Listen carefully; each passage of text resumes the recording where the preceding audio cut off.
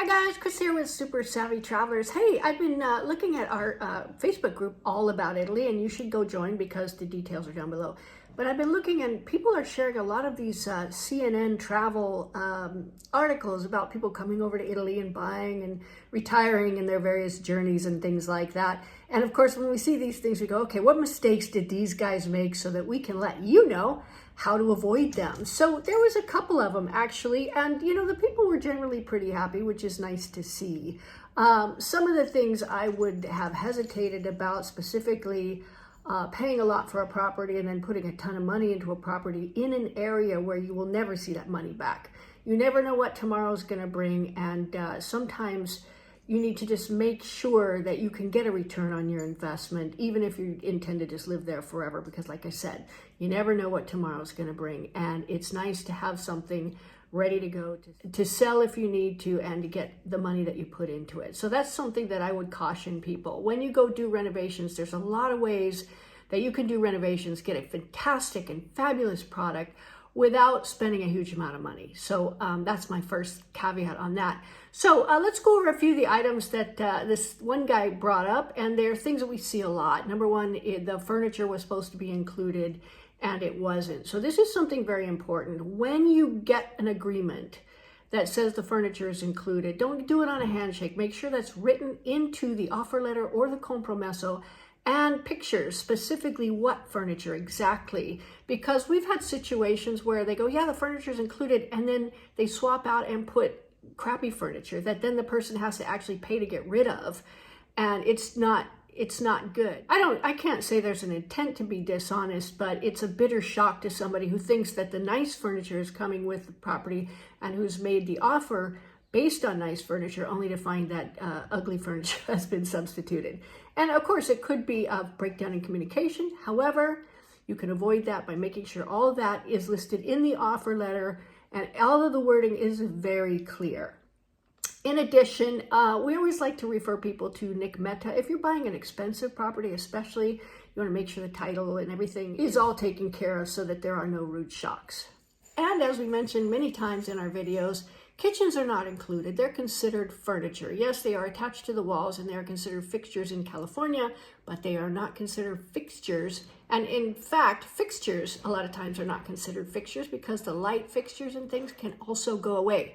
So again, if you want those, make sure you stipulate them in the offer letter or the compromesso, which are the two first things you're going to do, and which are legally binding, by the way. We actually had a situation which was really quite shocking to me, where somebody bought a property and there was a wood stove in the corner, and the guy came and took the wood stove. It was the only source of heat.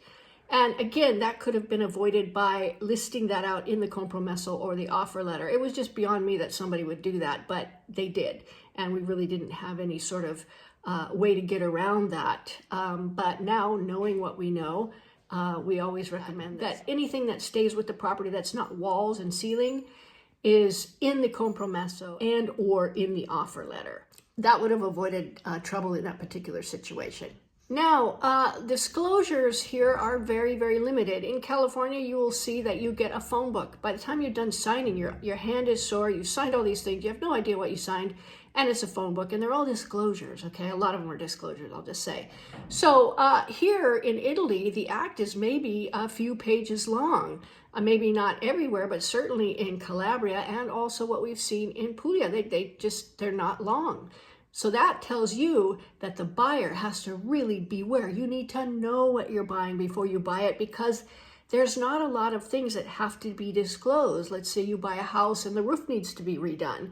Well, they didn't disclose that the roof needs to be done. They could say that they didn't know the roof needed to be done. But, you know, in that situation, what you could do is you could get a geometra or an architect out there.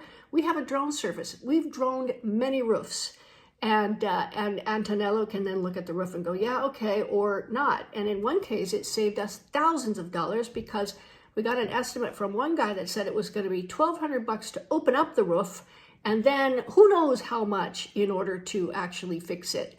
Well, we got the drone out there. We got another guy up there that said, oh, you just need flashing around the chimney. He put in the flashing and it was done. So I cannot say enough things about droning roofs and getting a really, really competent inspection. Now, sometimes the realtor or the broker or whoever will push back on that. Don't let them. They're not going to be there forking out the money when you got to get a new roof put on. So it doesn't matter how much bluster, doesn't matter what they say, doesn't matter what they do, get your inspections. Now, another thing is lawsuits. You know, a lot of people might have the idea, well, I can just always sue if it's not good. Well, no. Attorneys are every bit as expensive in Italy as they are in the United States, and the wheels of justice grind slowly. And I'll tell you something, if you're here on retirement, how many years you want to wait for the upshot in that case? And I have no idea how lawsuits go in Italy. I don't know about jury selection. I don't know any of that stuff. So best to avoid it when possible. And you can avoid it the best way by taking our course, which is in the details below, but also reading my book. I did a deep dive into the things that we're seeing and all the things that I suggest you do in order to protect yourself from these particular things. Understand too, not everybody will be living in a condition that's up to the standard that you consider living. And that's true anywhere. So don't be surprised if you see things that you go, I would never live with it this way. Well, you know, they did. And to them, that is a place where they felt comfortable. So just understand that your standards may be different from theirs. And like I said, that's true anywhere. Okay, electricity. A lot of the people have 3 kilowatts here. And if you're going to wash your clothes and dry your hair at the same time, that might not work. So just check it out. If the fuse blows and you're continuing blowing fuses, you know, with air conditioning and whatnot, you might want to upgrade to 6 kilowatts, but understand most of the houses are 3. So don't freak out if it's not enough. You can always go down and upgrade to more kilowatts if you need them. Okay, another thing, in Calabria especially, it is extremely moist and, you know, a bit salty close to the sea. And you're going to see things that need maintenance. Stucco always needs maintenance in southern Italy. Sorry, but it's true.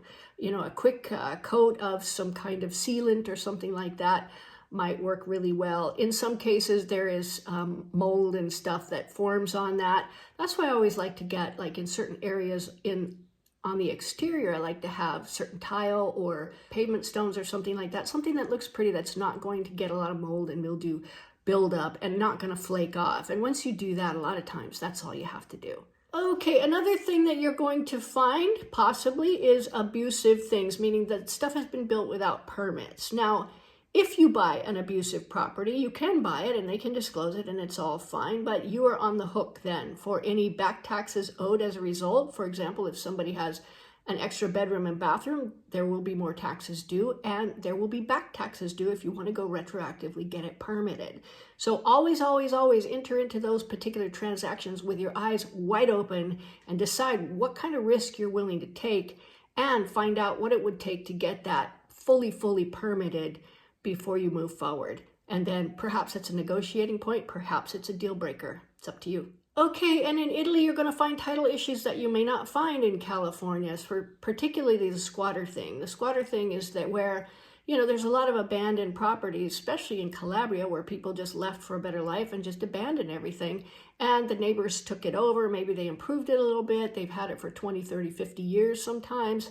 But it becomes what's called a squatter's rights property, or usucapione. And that, or an act of possession or something like that. Those ones you want to be careful of. If it's cheap property, it might be worthwhile. If it's an expensive property, you probably want to pull in Nick Metta from Studio Legale Metta so that he can plug up any loopholes in your case so that you don't face off with some unknown claimants later on down the line.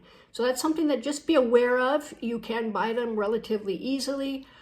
And sometimes it really makes sense, but again, you need to know all the ins and outs and you need to get a legal opinion. Finally, understand that renovations take time, especially in a smaller village or a smaller area. There may be a limited supply of workers and that sort of thing. We kind of ran into a little bit of a bottleneck in Santa Domenica Talau, although Antonello has found some more builders and they're working with Salvatore, and I swear to God, everything is just going great guns up there. So the renovations are coming thick and fast. They're coming off the lines. They're absolutely stunning. And we're going to do a little update on Casa Cristina because we're ready to open in April. We have a few things left to do. We're buying all the beds and everything now and getting everything set up and perfect for when you guys arrive. So those are the things that I would look out for if you're looking for the first time about buying in Italy. Definitely take our course. Definitely read my book. There's a lot of pitfalls that you may not know about and maybe nobody will tell you about that you need to know and you need to prepare yourself for. So do all of those things and then send me your success stories. I want to see what you bought. I want to see if you renovated. I want to hear about your life. definitely let me know in the comments or in future comments, because we're going to be around for quite a while. Oh, real quick, another thing I wanted to let you know is that we do have a Patreon channel now, and the Patreon channel we put up because there are certain things that we don't feel comfortable sharing across a wide platform. In addition, there are unpaid memberships, so you can go join right away, and there are paid memberships. Now, the paid memberships, we are supplying a little bit more of the inner workings of the Super Savvy thing and some of our Super Savvy secrets, but also I'm going to start giving advice on some of the areas that I see might be booming pretty soon. There are some places that I see definite activity, and I think that these are going to be the next big thing. Now, I'm not a genie, and I'm not a psychic. I'm just going on my own observation, but I've seen a lot around here, and I'm seeing activity where I haven't seen before. So let's take a look at some of these areas and see what might be the next Santa Dominica Talao.